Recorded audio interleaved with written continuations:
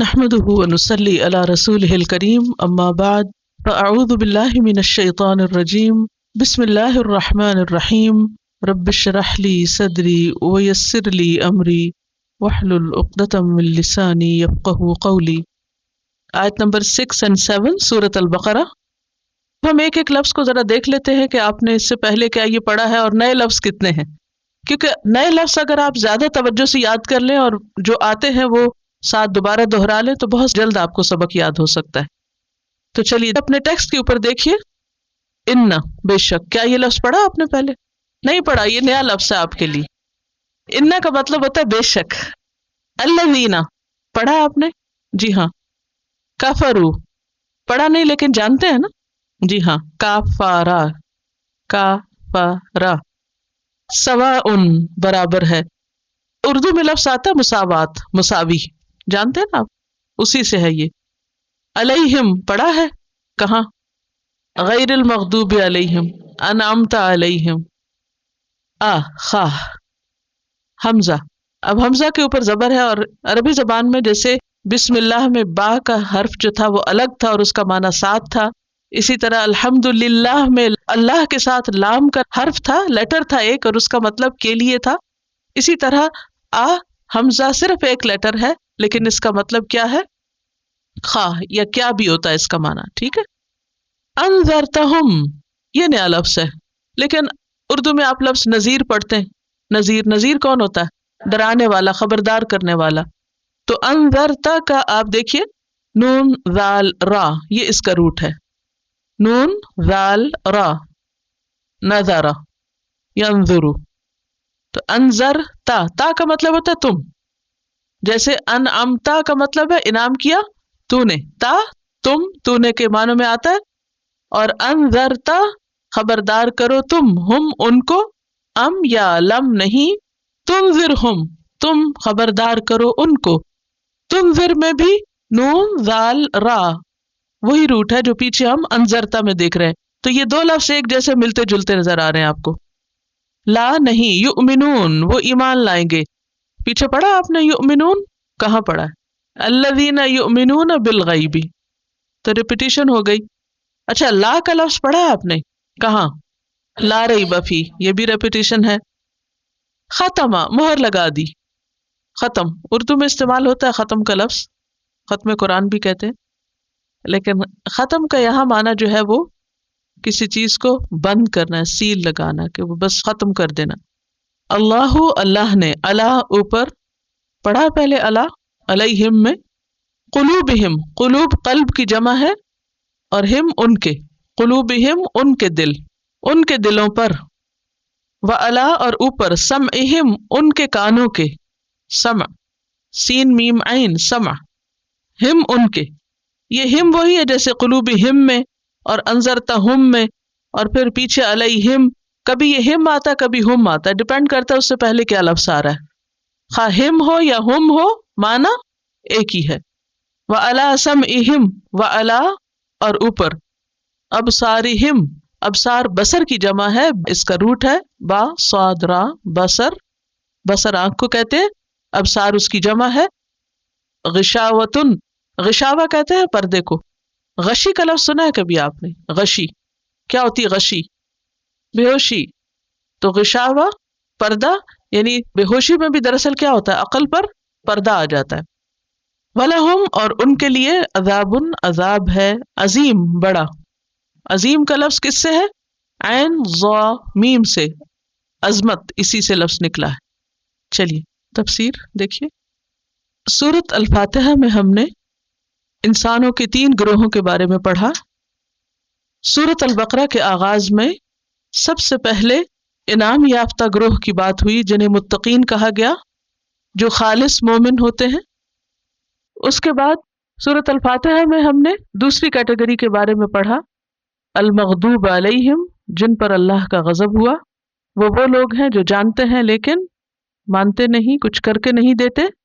یہاں اسی دوسرے گروہ کا ذکر ہے، خالص مومنوں کے بعد اب خالص انکار کرنے والوں کا، خواہ وہ عوام میں سے ہوں یا لیڈرز ہوں، ان کا حال اور انجام بیان کیا جا رہا ہے کہ وہ کون ہے۔ دوسرا گروہ انسانوں میں سے کس قسم کا ہے؟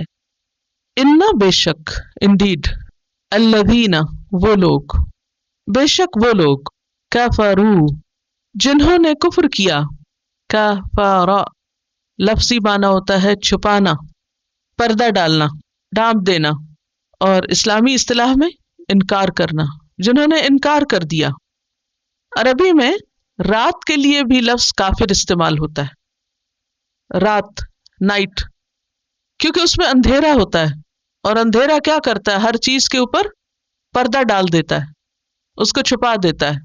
اگر آپ کبھی ایروپلین میں سفر کر رہے ہیں اور نیچے دیکھیں اور رات جب ہوتی ہے تو بالکل ایسے لگتا ہے جیسے زمین کو کوئی چیز ڈھانپ رہی ہے، کوئی چادر سی اوپر ڈال دی گئی۔ میں جب دیکھتی ہوں جیسے لگتا ہے جیسے پیار سے ماں نے بلینکٹ ڈال دیا ہے بچے کے اوپر، اس کو چھپا دیا ہے تاکہ وہ آرام کر لے۔ اب تو کفرا کا لفظی معنی ہوتا ہے چھپانا۔ کافر رات کو بھی کہتے ہیں کیونکہ رات چھپا دیتی ہے، سب چیزوں کو ڈھانپ دیتی ہے۔ اسی طرح عربی زبان میں کسان کے لیے، فلاح کے لیے، فارمر کے لیے بھی لفظ کافر آتا ہے۔ وہ کیا کرتا ہے؟ بیج کو زمین میں چھپا دیتا ہے، ڈھانپ دیتا ہے۔ اگر نہ ڈھانپے تو کیا ہوگا؟ چڑیا کھا جائے گی، کچھ بھی نہیں اگے گا۔ تو کافر جو ہے یہ کوئی گالی نہیں ہے، بعض لوگ اس کو گالی سمجھتے ہیں۔ کافر کچھ لوگوں کے رویے کو ظاہر کرنے کے لیے ایک ٹرم ہے، جیسے متقی، اسی طرح کافر، اسی طرح منافق، اسی طرح فاسق۔ تو یہ دراصل صفات ہیں مختلف لوگوں کے عملی رویے کی کہ وہ کرتے کیا ہے۔ تو اب عربی میں اگر رات کو کافر کہا جائے تو اس کا مطلب یہ کہ رات کو برا بلا کہا جا رہا ہے، یا کسان کے لیے کافر کا لفظ استعمال ہو تو وہ کوئی اس کا عیب یا نقص تلاش نہیں کیا جا رہا، یہ بتایا جا رہا ہے کہ اس کی حقیقت کیا ہے۔ تو یہاں کچھ لوگوں کی حقیقت کو بیان کیا جا رہا ہے کہ وہ کیسے لوگ ہیں۔ تو ان الذین کفروا بے شک وہ لوگ جنہوں نے کفر کیا، انکار کیا۔ کس کا انکار کیا؟ اس پیغام کا جو محمد الرسول اللہ صلی اللہ علیہ وسلم لے کر آئے۔ کفروا بما نزل علی محمد، جو محمد صلی اللہ علیہ وسلم پر اتارا گیا اس کا انہوں نے انکار کر دیا۔ سواء برابر ہے، سواء جو ہے یہ اسم ہے، ناؤن ہے، علیہم ان پر، کن پر برابر ہے؟ کفار پر، انکار کرنے والوں پر۔ کیا؟ خواہ انذرتہم، تم خبردار کرو ان کو، ڈراؤ ان کو، آگاہ کرو ان کو، ام لم یا نہ تنذرہم، تم ڈراؤ ان کو، لا یؤمنون وہ نہیں مانیں گے۔ ان کا حال بیان کیا جا رہا ہے کہ وہ ایمان نہیں لائیں گے۔ یہ جو انذرتا کا لفظ ہے، نذرا کا معنی ہوتا ہے کسی کو خبردار کرنا، وارن کرنا، آگاہ کرنا، خوفناک چیز سے خبردار کرنا۔ کیا ہے وہ خوفناک چیز؟ بھیانک انجام، بدترین انجام، اس زندگی کے اختتام پر کیا ہونے والا ہے اس سے خبردار کرنا۔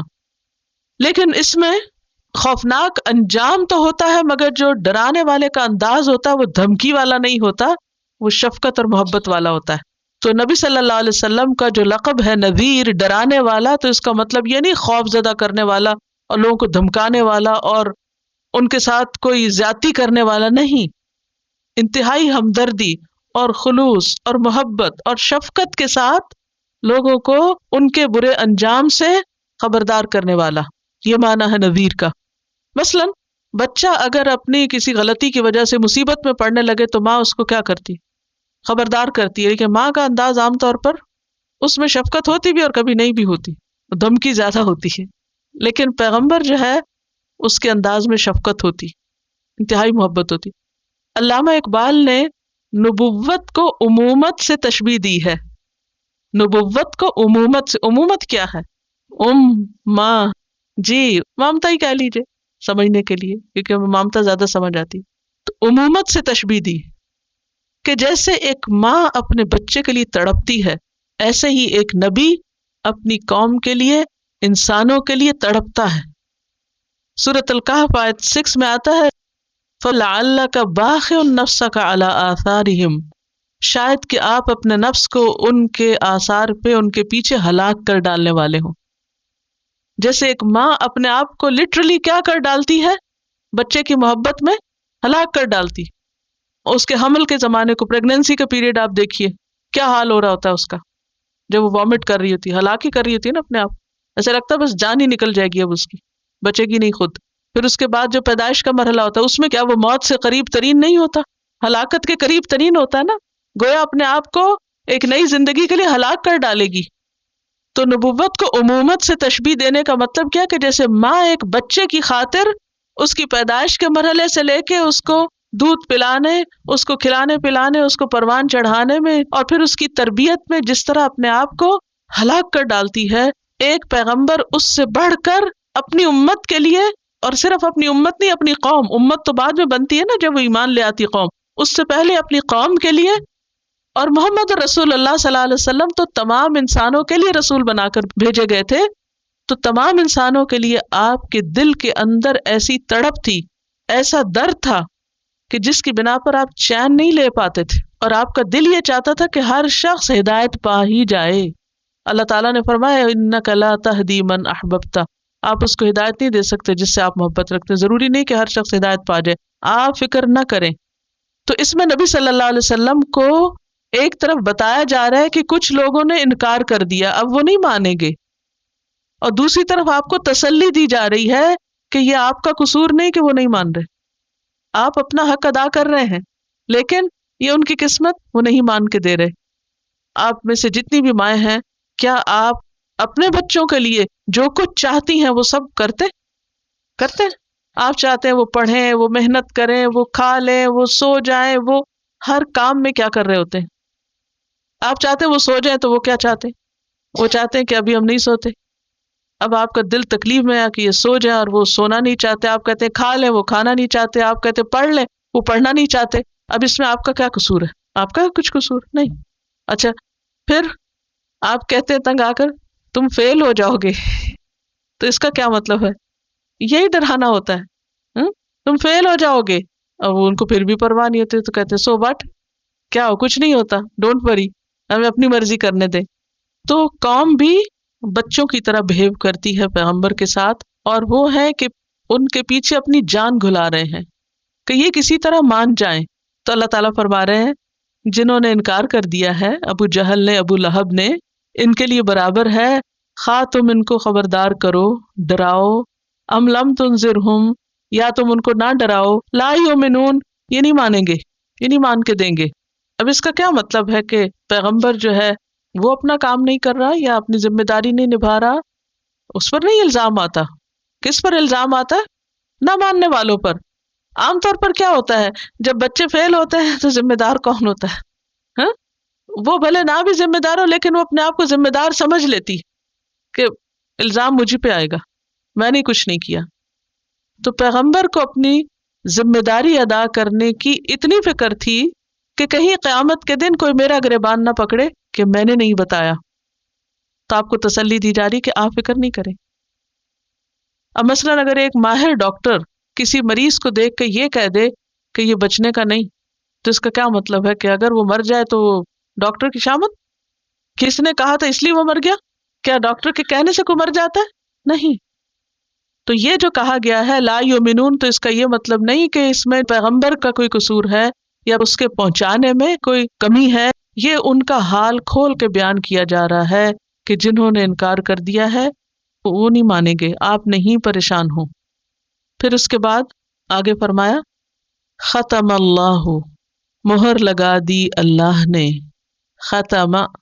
ختم کا معنی ہوتا ہے سیل کرنا یا مہر لگانا، کسی چیز کو اس طرح بند کر دینا کہ نہ اس کے اندر کچھ جا سکے اور نہ اندر سے باہر کچھ آ سکے.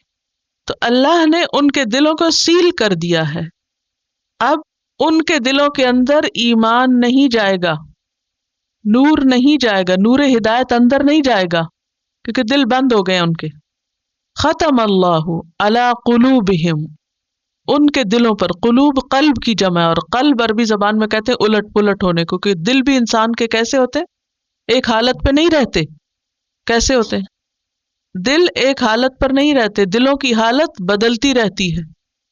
کبھی آپ ایک چیز کو، ایک کھانے کو بہت انجوائے کر رہے تھے، اور کبھی دوسرے وقت میں اسی کھانے کو کھانے کو آپ کا دل نہیں چاہ رہا تھا. اب بھائی کھانا تو وہی ہے, آپ کو کیا ہوا, آپ کا دل بدلا ہوا ہے. تو دل کو دل کہتے ہی اس لیے ہے کہ وہ ایک حال پر نہیں رہتا, الٹ پلٹ ہوتا رہتا ہے. اسی لیے ہمیں دعا مانگنی چاہیے, یا مقلب القلوب ثبت قلبی علی دینک, اے دلوں کو الٹ پلٹ کرنے والے ہمارے دل کو اپنے دین پر جما دے. تیرے دین پر جب آئے یہ دل تیری طرف مائل ہو تو پھر نہ الٹے, پھر آگے پیچھے نہ ہو, بس وہ پھر اسی پر ہی ٹھک جائے. یہ دعا بھی قرآن المسنون دعا کی کتاب میں لکھی ہوئی ہے. ختم اللہ علی قلوبہم, اللہ نے ان کے دلوں پر مہر لگا دی ہے. وعلی سمعہم, اور ان کے کانوں پر. سین میم عین سم کا لفظ کان اور سماعت دونوں کے لیے استعمال ہوتا ہے. کیا کہا میں نے؟ سم کا لفظ کان اور سننے کی صلاحیت دونوں کے لیے استعمال ہوتا ہے. اب قلوب جمع ہے, آگے ابصار بھی جمع ہے, لیکن سم کا لفظ جو ہے یہ واحد ہے. اور قرآن پاک میں جہاں بھی سم کا لفظ آیا ہے سنگولر ہی آیا ہے, کان ہی آیا, کانوں نہیں آیا. سین میم عین سمع سننا اور سمع کان. ان کے کانوں پر بھی اللہ نے مہر لگا دی, کان بھی بند کر دیے, کان بھی سیل کر دیے. اب اندر کچھ نہیں جاتا کیونکہ کان ذریعہ ہے نا اندر جانے کا, تو جو ذریعہ ہے راستہ ہے وہی بند کر دیا گیا. اب ہم تو ترجمہ جمع کر رہے ہیں, اب کیا جواز ہے کہ لفظ سنگولر ہے اور ہم مانا جمع کر رہے ہیں؟ کوئی ہونا چاہیے نا جواز, کوئی پوچھ سکتا ہے آپ سے, یہ ہو سکتا ہے آپ کے دل میں خود ہی خیال آیا. کان تو ایسے ہی دو ہیں ہمارے, ہم جو ہے یہ جمع ہے ان کے. تو عربی میں قاعدہ یہ ہے کہ جب سم کا لفظ جمع کی طرف منسوب ہوتا ہے, اضافت اس کی جمع کی طرف ہوتی ہے, تو معنی بھی جمع کا ہو جاتا ہے, بھلے وہ لفظ سنگولر ہی کیوں نہ ہو. ٹھیک ہے, تو سم مفرد ہے, مصدر ہے, کم اور زیادہ دونوں کے معنوں میں استعمال ہوتا ہے, اور جب جمع کی طرف مضاف ہو تو معنی بھی جمع کا ہو جاتا ہے. وَعَلَىٰ سَمْعِهِمْ, اور ان کے کانوں پر بھی مہر ہے, پردہ نہیں کہا, مہر ہے. وَعَلَىٰ أَبْصَارِهِمْ غِشَاوَةٌ, اور ان کی آنکھوں پر پردہ ہے. ابصار بصر کی جمع ہے, آنکھ, اور یہاں ہے آنکھیں. آنکھوں پر غشاوتن پردہ ہے, اس لیے وہ حق کو دیکھ نہیں سکتے. ان کے دلوں پر مہر ہے کہ حق دل میں نہیں جاتا. کانوں پہ مہر ہے کہ وہ حق بات سننے میں دلچسپی نہیں رکھتے, سن کے فائدہ نہیں اٹھاتے. آنکھوں پہ پردہ ہے کہ حق دیکھ نہیں سکتے. وَلَهُمْ, اور اب ان کا انجام کیا ہے, عذاب, عذاب, عظیم, بہت بڑا. عین ضامیم, عذاب کا لفظ جو ہے اس کا معنی ہوتا ہے سزا. ہم اردو میں ویسے عذاب کو عذاب کہتے ہیں, اس لیے ترجمہ عام طور پہ نہیں کیا جاتا, لیکن لفظی معنی کیا ہوتا ہے؟ سزا. ان کی سزا بہت بڑی ہے. اور اگر ہم مزید ڈکشنری کھولیں اور اس کی اور تہ میں جائیں تو بیسیکلی عذاب کا لفظ استعمال ہوتا ہے شدت پیاس سے کھانے اور سونے کو چھوڑنے کے لیے. شدت پیاس سے کھانا اور سونا چھوڑ دینا, یہ عذاب کا معنی ہوتا ہے. اور یہ جسمانی یا ذہنی دونوں تکلیفوں کے لیے آتا ہے. عذاب صرف جسمانی نہیں ہوتا بلکہ اور کیسا ہوتا ہے؟ ذہنی. بعض لوگ جسمانی طور پر کمفرٹیبل بستر میں لیٹے ہوئے ہوتے ہیں لیکن نیند نہیں آتی ان کو, کیونکہ ذہنی طور پر ٹارچر میں ہوتے ہیں, کرینکی ہو رہے ہوتے ہیں. جیسے بعض اوقات بچے سو کے نہیں دیتے تو وہ کیا ہوتے ہیں؟ ڈسٹرب ہوتے ہیں. ہم کیا کہتے ہیں؟ ان کی نیند ڈسٹرب ہو گئی, اب یہ سو نہیں رہے, تو وہ ایک پین میں ہوتے ہیں. تو عذاب جو ہے یہ ایک پین ہے. اور عذاب کا لفظ جب تعذیب کے معنی میں آتا ہے, اس کا معنی ہوتا ہے کسی چیز کی مٹھاس دور کر دینا. عذبن, میٹھے کو بھی کہتے ہیں اصل میں, عین ذال بے, الف ہٹا دیں, عذبن. تو عذاب مٹھاس دور کر دینا, مزہ خراب کر دینا. تو ان کے لیے عذاب ہے, یعنی ان کی دنیا میں جتنے مزے ہیں وہ سارے کیا ہو جائیں گے؟ خراب ہو جائیں گے, سب مزے ختم. Death is the destroyer of players. جتنی بھی دنیا میں انسان کو مزے مزے کی چیزیں ملی ہوئی ہیں, خوشی کے جتنے بھی سامان کانوں اور آنکھوں اور دل میں ہیں انسان کے, وہ سارے کے سارے موت کے ساتھ ختم ہو جاتے. ہاضم اللذات ہے, لذتوں کو توڑ پھوڑ دینے والی ہے. تو ان کا انجام کیا ہے کہ ان کے لیے بہت بڑا عذاب ہے. عظیم جو ہے یہ اس کا اپوزٹ ہوتا ہے حقیر. حقیر کا لفظ سنا کبھی؟ حقیر کیا معنی ہوتا ہے؟ حقیر اتنا چھوٹا. عظیم ہوتا ہے بڑا اور حقیر ہوتا ہے چھوٹا. ایک کبیر بھی ہوتا ہے، کبیر، کبیر کیا ہوتا ہے؟ بڑا، اور اس کا اپوزٹ کیا ہوتا ہے؟ صغیر۔ تو یہاں یہ نہیں کہا عذاب کبیر، کہا عذاب عظیم۔ عظیم جو ہوتا ہے وہ اپنے سائز میں بڑا ہوتا ہے، اور اس کے اپوزٹ حقیر، سائز میں چھوٹا، حقیر سی چیز ہے، حقیر ادنا سی۔ تو صغیر سے بھی چھوٹا ہوتا ہے حقیر، تو اسی طرح کبیر سے بڑا ہوتا ہے عظیم۔ تو ایسی چیز جس کا خطرہ یا جس کا سائز بڑا ہو، عذاب عظیم، وہ عذاب جس کا خطرہ بھی بہت ہے، ٹارچر بھی بہت ہے، اور اس کا سائز بھی بہت بڑا ہے۔ جہنم کتنی بڑی ہے؟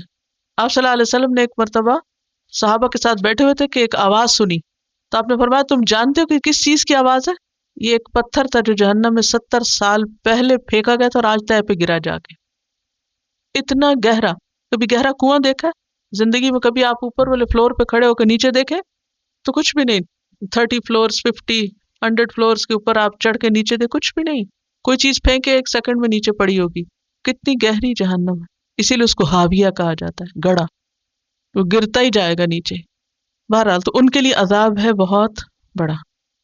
اب آپ دیکھیے کہ یہ جو دوسرا گروپ ہے، بیسیکلی یہاں ذکر ہے ان لوگوں کا جو نبی صلی اللہ علیہ وسلم کے زمانے میں آپ کا انکار کر رہے تھے، آپ کی لائی ہوئی تعلیم کا انکار کر رہے تھے، جیسے ابو جہل، ابو لہب اور دیگر لوگ۔ تو بات یہ ہے کہ انہوں نے انکار کیا تھا۔ انکار کب ہوتا ہے کسی چیز کا؟ جب اس کا پتہ ہو یا نہ ہو، جانتے ہو یا نہ ہو، جانتے ہو۔ تو مغضوب علیہم کون ہوتے ہیں؟ جو جانتے ہیں لیکن مانتے نہیں، کرتے نہیں۔ تو یہ جو دوسرا گروپ ہے یہ مغضوب علیہم کا ہے، جنہوں نے نبی صلی اللہ علیہ وسلم کو پہچان لیا تھا۔ وہ عربی زبان کے ماہر تھے، قرآن کو انہوں نے پہچان لیا اور چھپ چھپ کے سنا بھی کرتے تھے۔ اور ابو جہل چھپ کے اقرار بھی کرتا تھا کہ ہاں مانتے جو کچھ کہتا ہے صحیح کہتا ہے، لیکن اس کے باوجود ضد میں آ گئے تھے، ہٹ دھرمی کا شکار ہو گئے تھے۔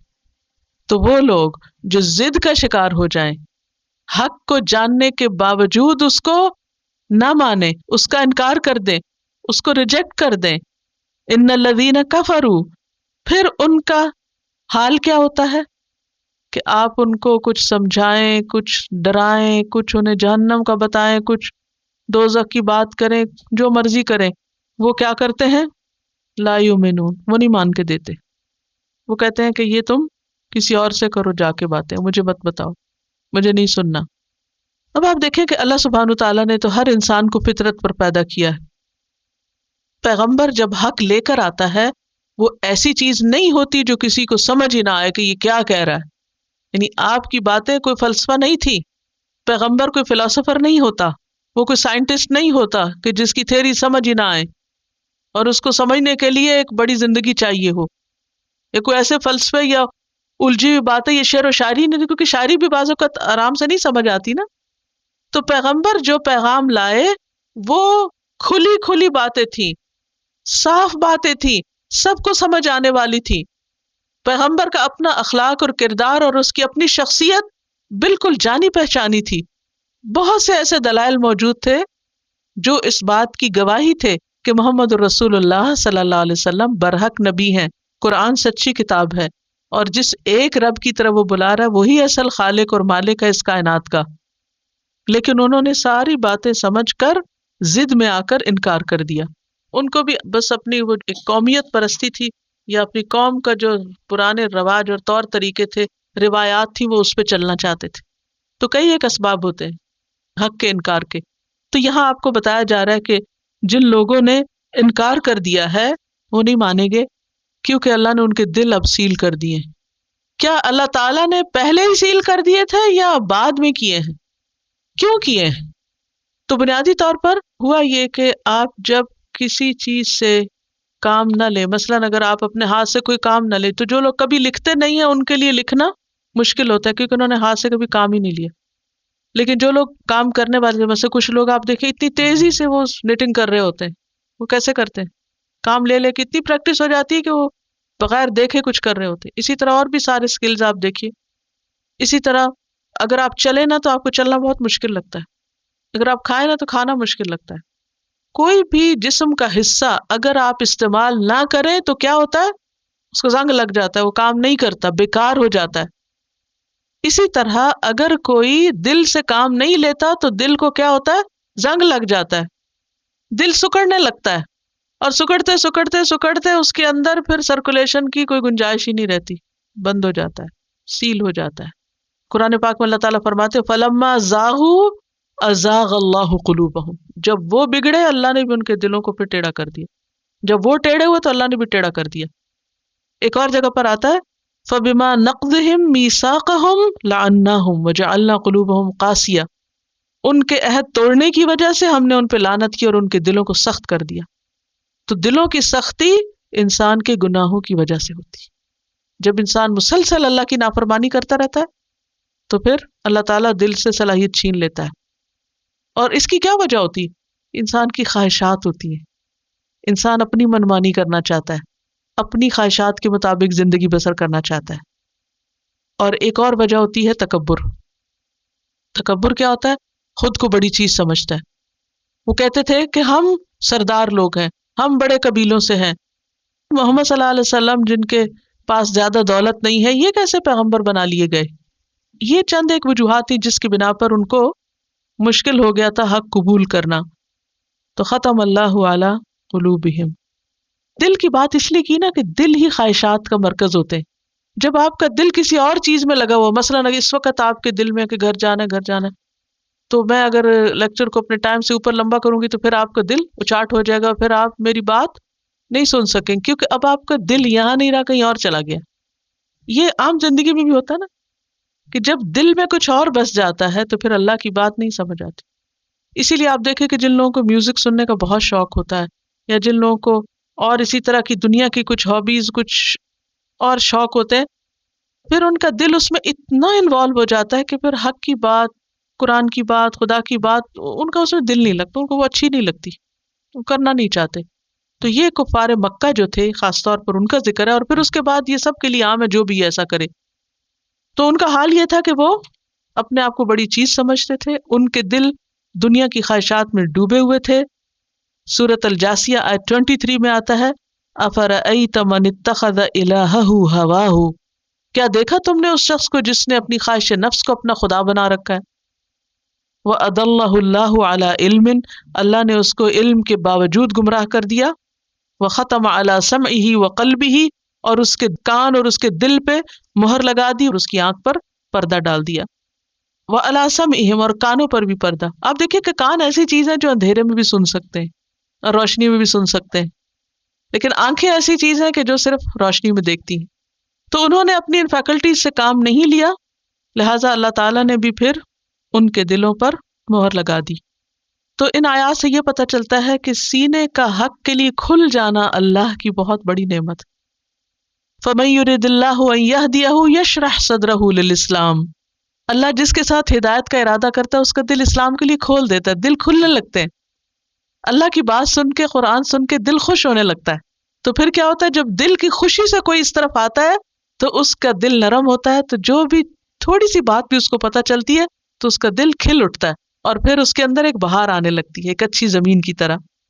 اور جس کے لیے اللہ ہدایت کا ارادہ نہیں کرتا تو اس کا دل تنگ کر دیتا ہے۔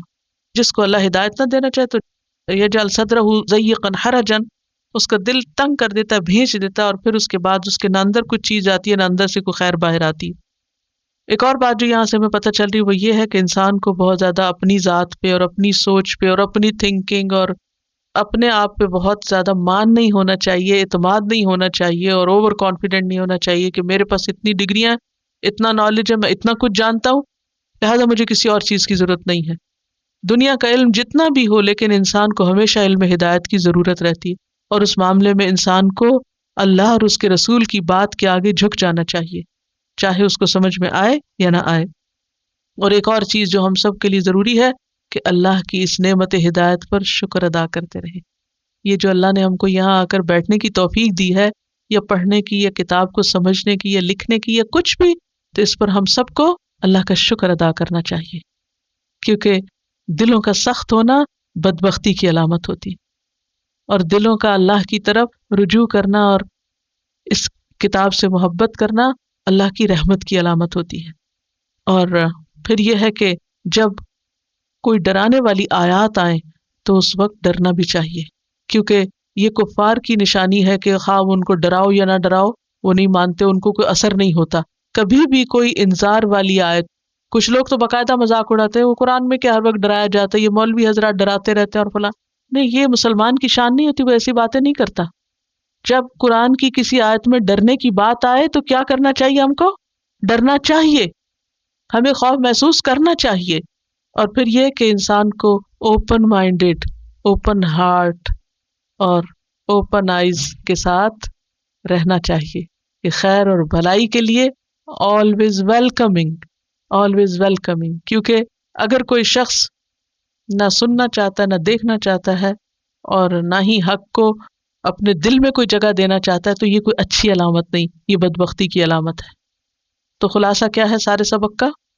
نمبر 1، یہ انسانوں کے اس دوسرے گروہ کی بات ہے کہ جن کے پاس علم تو بہت ہے، بہت کچھ سمجھتے ہیں، بہت کچھ جانتے ہیں، لیکن ہدایت کے لیے نہیں جھکتے، تکبر کی بنیاد پر یا خواہشات نفس کی بنیاد پر۔